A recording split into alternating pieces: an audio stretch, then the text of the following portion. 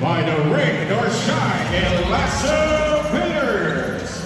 Rain or Shine ties the series 1 game each, and there will be a game number 3 this coming Sunday. Our game schedule, February 9th, Sunday at the United Center in Antipolo City, 5 p.m. the Rain or Shine El Lasso Painters versus the First Harbor Xers, and at 7:30 p.m. the Barangay Ginebra San Miguel versus the Meralco Bolts. Magandang gabi po. Maraming salamat sa pagpakinig sa inyong PBA. Angat ang laban!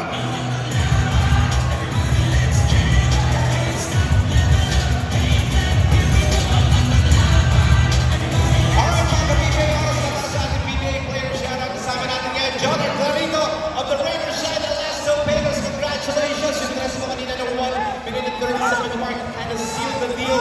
Ano mga naging adjustments ninyo para makuha ang manalo at para sa Saturday at Sunday?